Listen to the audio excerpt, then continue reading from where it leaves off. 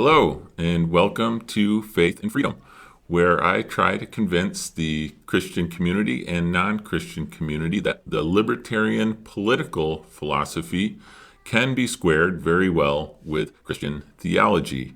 And since this is my first show, I think it's important to kind of define our terms a little bit. So, in terms of libertarian political philosophy, what am I talking about? Now, I'm going to refer to libertarianism mainly in the sense of the political philosophy, but be aware that there is a libertarian party out there. And there are about as many stripes of libertarians as there are denominations in the Protestant church. So it ranges from people who are just focused on reducing the size of government and reforming certain aspects of that government, all the way to people who would be considered anarchists, but not necessarily the anarchists that people picture in their mind in terms of people out riding in the streets. And hopefully I'll get one on the show at some point who actually has a podcast called The Anarcho-Christian. So everywhere in between there, and a little bit of history on the libertarian political philosophy movement. It harkens back to the foundation of the United States and a term called classical liberalism. Now, when people hear liberal these days, they think of left wing, but when I refer to classical liberalism, that is the belief that was espoused by people like John Locke, James Madison, and some of the other founders of our country that basically had the principle that man should be as free to make his own choice or her own choice without government force or a large government. Essentially, the best government was small government that was essentially there to prevent people from harming one another, stealing, or damaging other people's property, or defrauding one another. Everything else was to be taken care of within society and within the private sector. So through that, we went through a period of relatively small government in the United States, up through the 1700s, 1800s, and then once we got into the 1900s, things started to change a little bit. So you had the First World War, which drew the United States into European conflict, and the resolution of that conflict, in my opinion, sort of set the stage for the Second World War to happen.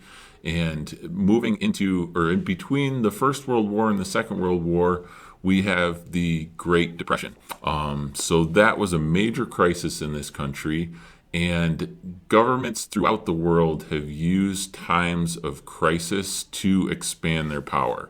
And this was no different in the United States.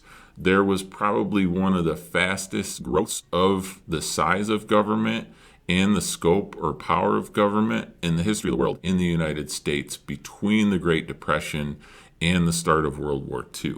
And we're still feeling the effects of that increase in government today.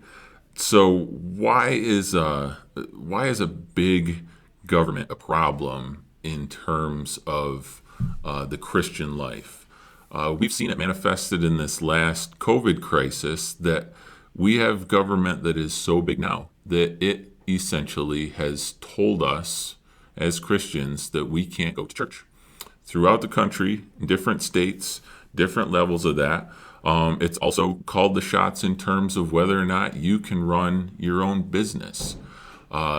Granted, there might be a scenario in which businesses or worship services should be suspended in relation to a pandemic or a sickness that's out there, but that decision shouldn't be made by large central governments. It should be made by the people in that community and in that church.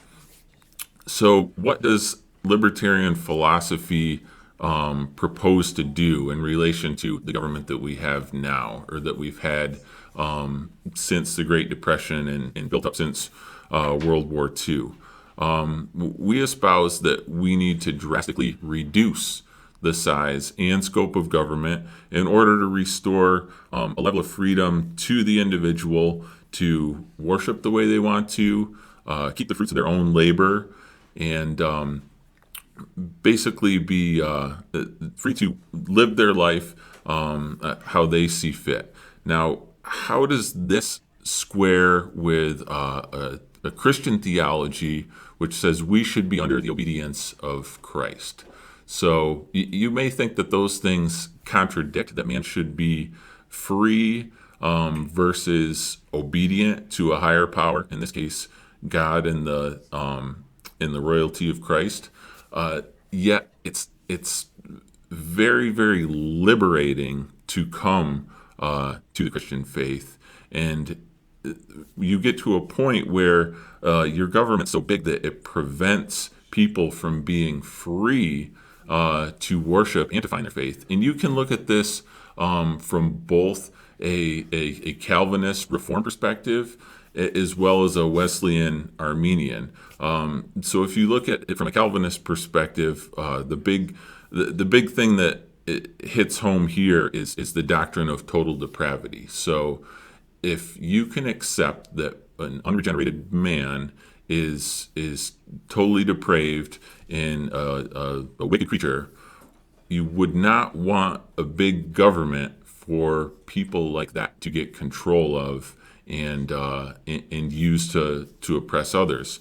On the other side, if you're the Arminian or Wesleyan persuasion, the bigger government you have, the more that government approaches the state that we see in, say, China or Soviet Russia, where when a government gets to that size and has so much control over life, what's one of the things that they tend to do in terms of religion?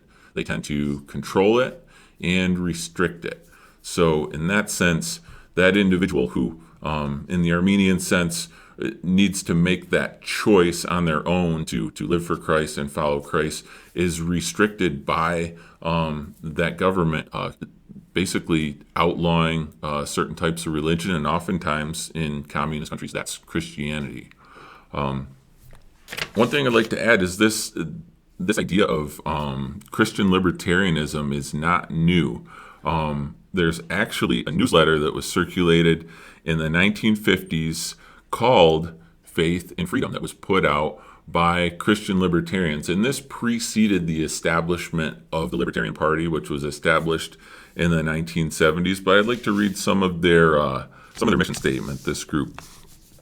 While speaking against the present-day Goliath, the totalitarian state, we work for no special interest. Freedom under God is in the interest of every man of faith, whether he is in a factory or on a farm or in an office or in the pulpit. If a government or a philosophy does not serve to safeguard his freedom, whether he is in a minority or a majority, then that government or philosophy is his enemy. A communist, socialist, fascist, or other authoritarian government is always such an enemy, and a democratic government espousing a paternalistic philosophy straightaway becomes such an enemy. It goes on, in the last part of their statement is, our credo is the long-standing credo of spiritual mobilization. Man, being created free as a child of God, has certain inalienable rights and responsibilities. The state must not be permitted to usurp them. It is the duty of the church to help protect them. So that was written in 1955. And I think what spawned the creation of this group was they saw how big and how fast the government grew through the Great Depression, under FDR and the New Deal programs, and through World War II, which established the national security state. So I guess the bottom line here is that the reason I think libertarianism is a better solution to wrestling for control between the Democrat and Republican parties and continuing this creep to larger and larger government, we run the risk of getting to a government that mimics, say, communist China or Soviet Russia. And I think we don't even have to get there to endanger the spirit of freedom that we need to properly serve God. And I hope in the coming weeks we have these conversations and it gets you thinking about, where do politics fit on your hierarchy in your heart?